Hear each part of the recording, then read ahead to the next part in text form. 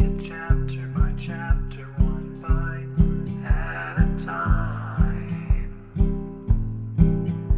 So many adventures and mountains we can climb. Take it word for word, line by line, one bite at a time.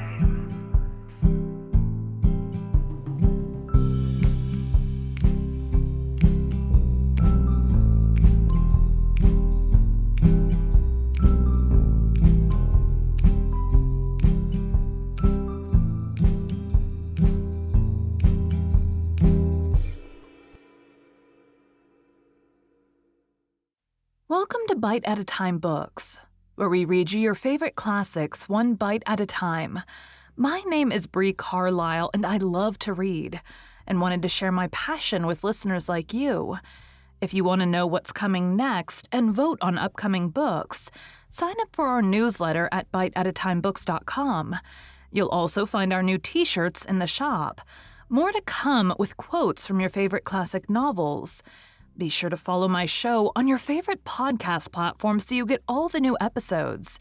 You can find most of our links in the show notes, but also our website, biteatatimebooks.com, includes all of the links for our show, including to our Patreon to support the show, and YouTube, where we have special behind the narration of the episodes. We're part of the Bite at a Time Books Productions Network. If you'd also like to hear what inspired your favorite classic author to write their novels, and what was going on in the world at the time, check out Bite at a Time Books Behind the Story podcast, wherever you listen to podcasts. Today we'll be continuing Rainbow Valley by Lucy Maud Montgomery. Chapter 2. Sheer Gossip.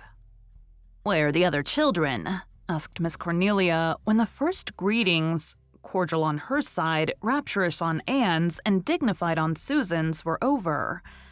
"Shirley's in bed, and Jim and Walter and the twins are down in their beloved Rainbow Valley," said Anne. "They just came home this afternoon, you know, and they could hardly wait until supper was over before rushing down to the valley. They love it above every spot on earth. Even the maple grove doesn't rival it in their affections." "I'm afraid they love it too well," said Susan gloomily. "Little Jim said once he would rather go to Rainbow Valley than to heaven when he died, and that was not a proper remark." "I suppose they had a great time in Avonlea," said Miss Cornelia. "Enormous. Marilla does spoil them terribly. Jim, in particular, can do no wrong in her eyes." "Miss Cuthbert must be an old lady now," said Miss Cornelia, getting out her knitting so that she could hold her own with Susan. Miss Cornelia held that the woman whose hands were employed always had the advantage over the woman whose hands were not. "Marilla is 85, said Anne with a sigh. "Her hair is snow white, but strange to say, her eyesight is better than it was when she was 60. "Well, dearie, I'm real glad you're all back. I've been dreadful lonesome, but we haven't been dull in the Glen, believe me. There hasn't been such an exciting spring in my time as far as church matters go. We've got settled with a minister at last, Anne dearie." "The Reverend John Knox Meredith, Mrs. Dr. dear," said Susan, resolved not to let Miss Cornelia tell all the news. "Is he nice?" asked Anne interestedly. Miss Cornelia sighed and Susan groaned. "Yes, he's nice enough if that were all," said the former. "He is very nice, and very learned, and very spiritual, but oh, Anne dearie, he has no common sense." "How was it you called him, then?" "Well, there's no doubt he is by far the best preacher we ever had in Glen St. Mary Church," said Miss Cornelia, veering a tack or two. "I suppose it is because he's so moony and absent-minded that he never got a town call. His trial sermon was simply wonderful, believe me. Everyone went mad about it. And his looks." "He is very comely, Mrs. Dr. dear. And when all is said and done, I do like to see a well-looking man in the pulpit," broke in Susan, thinking it was time she asserted herself again. "Besides," said Miss Cornelia. "We were anxious to get settled, and Mr. Meredith was the first candidate we were all agreed on.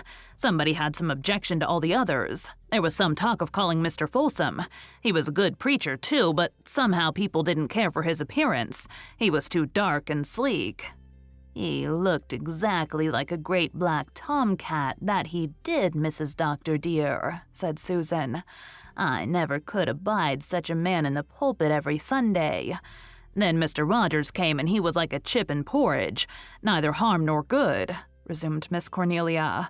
"But if he had preached like Peter and Paul, it would have profited him nothing, for that was the day old Caleb Ramsey's sheep strayed into church and gave a loud bah just as he announced his text. Everybody laughed, and poor Rogers had no chance after that. Some thought we ought to call Mr. Stewart, because he was so well educated. He could read the New Testament in 5 languages. But I do not think he was any surer than other men of getting to heaven because of that," interjected Susan. "Most of us didn't like his delivery," said Miss Cornelia, ignoring Susan.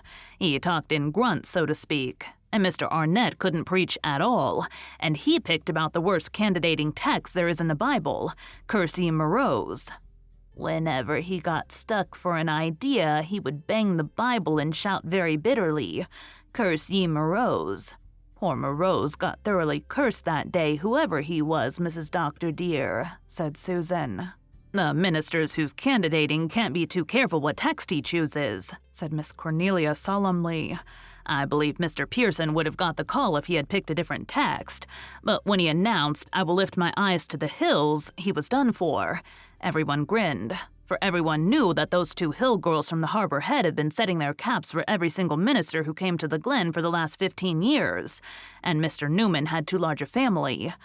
He stayed with my brother-in-law, James Clow," said Susan. "How many children have you got?" I asked him.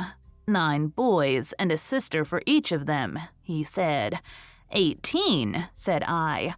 "Dear me, what a family." And then he laughed and laughed, but I do not know why, Mrs. Dr. dear. And I'm certain that 18 children would be too many for any manse. "He only had 10 children, Susan," explained Miss Cornelia with contemptuous patience, "and 10 good children would not be much worse for the manse and congregation than the 4 who are there now. Though I wouldn't say, Anne dearie, that they're so bad either. I like them. Everybody likes them. It's impossible to help liking them. They would be real nice little souls if there was anyone to look after their manners and teach them what is right and proper. For instance, at school the teacher says they are model children, but at home they simply run wild." "What about Mrs. Meredith?" asked Anne. "There is no Mrs. Meredith. That's just the trouble. Mr. Meredith is a widower. His wife died 4 years ago. If we had known that, I don't suppose we would have called him, for a widower is even worse in a congregation than a single man. But he was heard to speak of his children, and we all supposed there was a mother too. And when they came, there was nobody but old Aunt Martha, as they call her. She's the cousin of Mr. Meredith's mother, I believe, and he took her in to save her from the poorhouse. She's 75 years old, half blind and very deaf and very cranky. And a very poor cook, Mrs. Dr. dear. The worst possible manager for a manse," said Miss Cornelia bitterly. "Mr. Meredith won't get any other housekeeper because he says it would hurt Aunt Martha's feelings. And, dearie, believe me, the state of that manse is something terrible. Everything is thick with dust and nothing is ever in its place, and we had painted and papered it all so nice before they came." "There are 4 children, you say?" asked Anne, beginning to mother them already in her heart. "Yes, they run up just like the steps of a stair. Gerald's the oldest. He's 12 and they call him Jerry. He's a clever boy. Faith is 11. She's a regular tomboy, but pretty as a picture, I must say. She looks like an angel, but she's a holy terror for mischief, Mrs. Dr. dear," said Susan solemnly. "I was at the manse one night last week, and Mrs. James Millison was there too. She had brought them up a dozen eggs and a little pail of milk. A very little pail, Mrs. Dr. dear. Faith took them and whisked down the cellar with them. Near the bottom of the stairs she caught her toe and fell the rest of the way, milk and eggs and all. You can imagine the result, Mrs. Dr. dear, but that child came up laughing. 'I don't know whether I'm myself or a custard pie,' she said. Mrs. James Millison was very angry. She said she would never take another thing to the manse if it was to be wasted and destroyed in that fashion.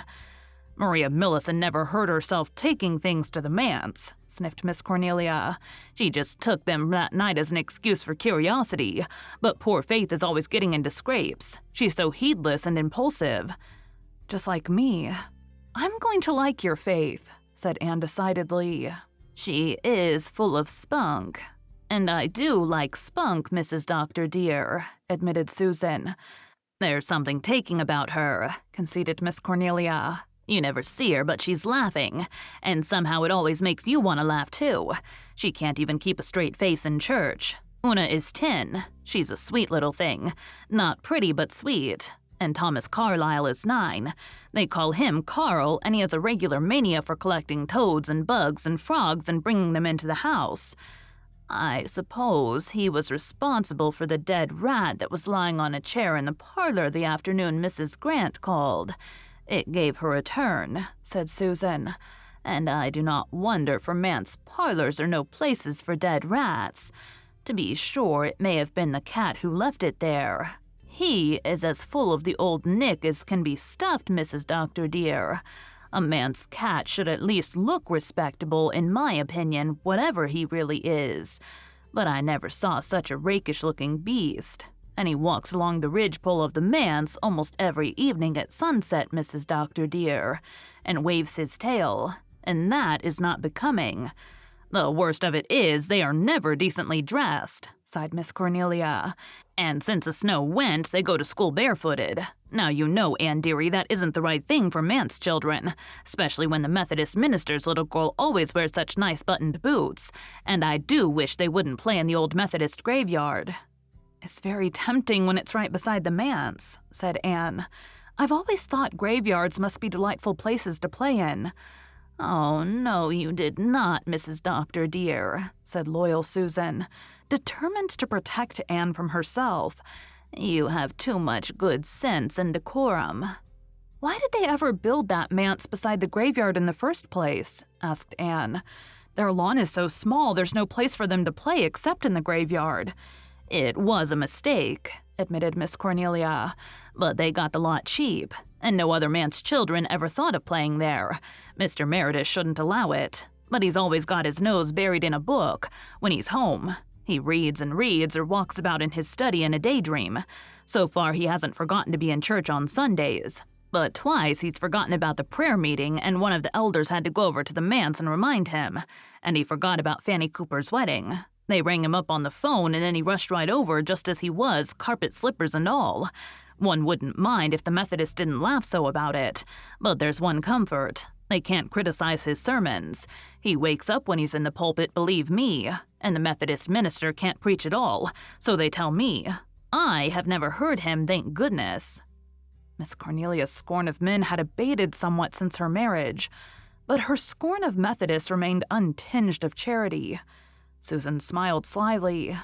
They do say, Mrs. Marshall Elliott, that the Methodists and Presbyterians are talking of uniting, she said. Well, all I hope is that I'll be under the sod if that ever comes to pass, retorted Miss Cornelia.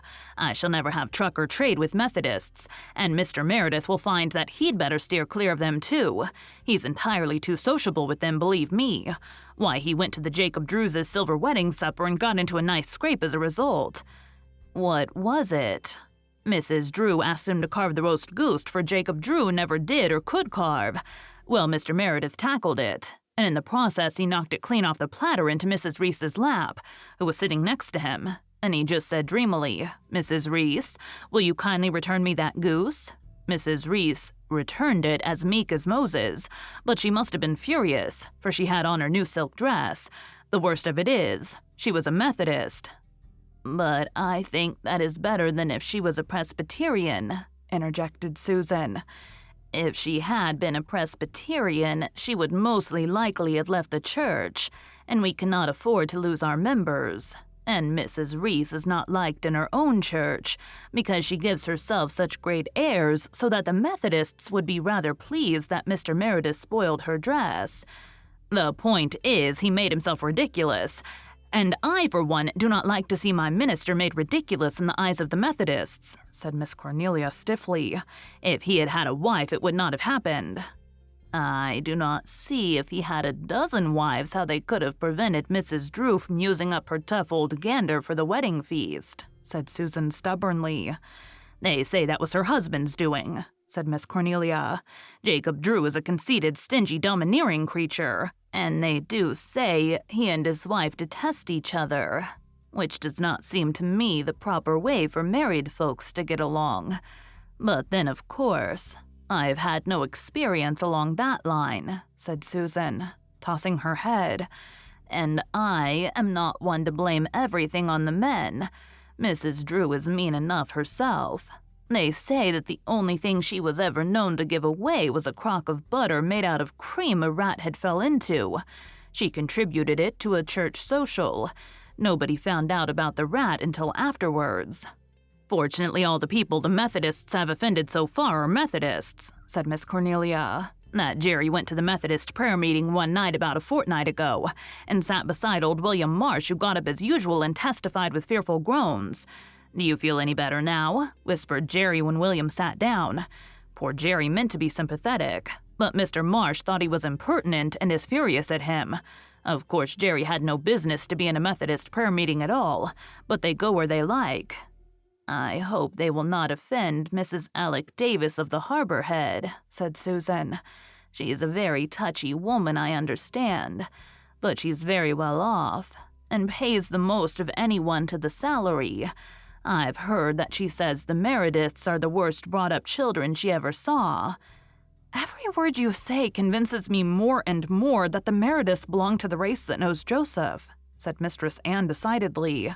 "When all is said and done, they do," admitted Miss Cornelia.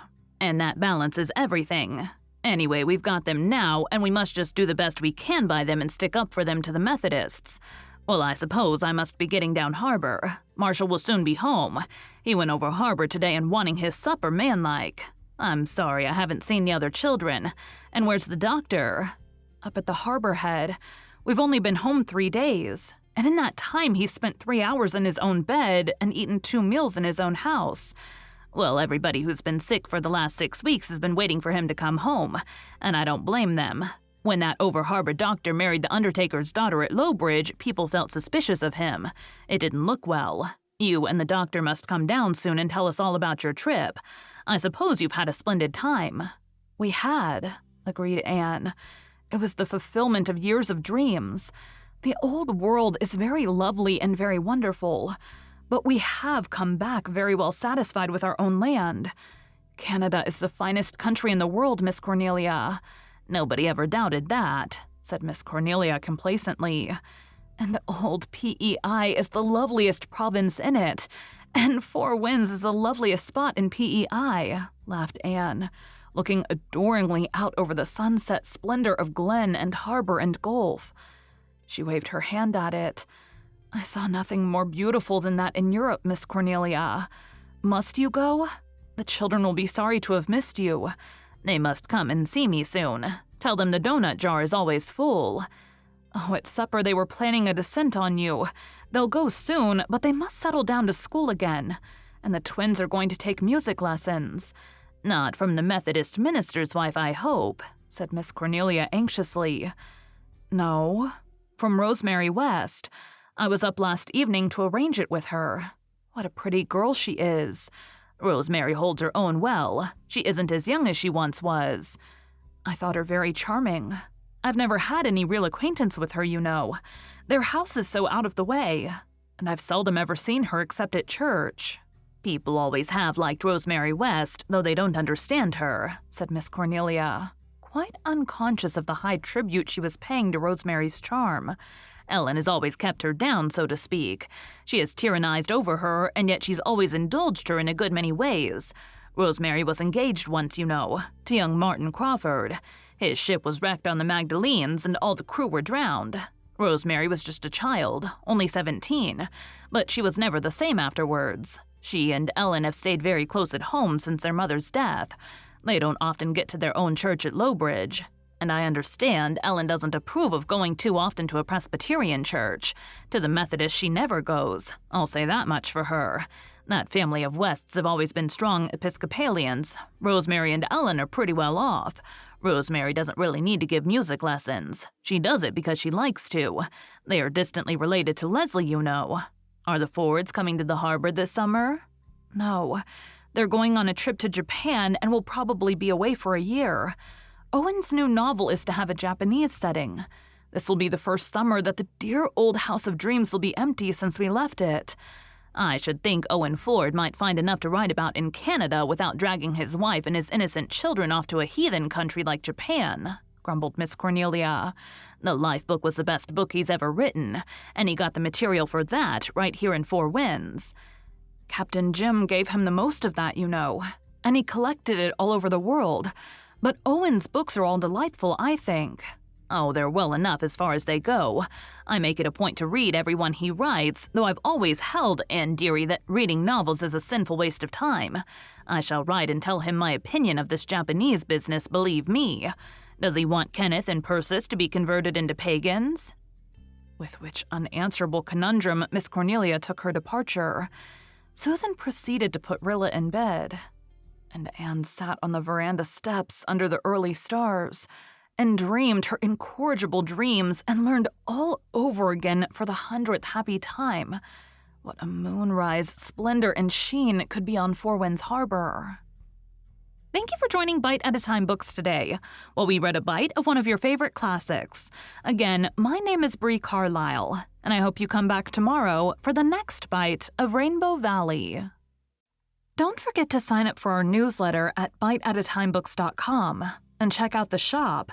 You can check out the show notes or our website, biteatatimebooks.com, for the rest of the links for our show.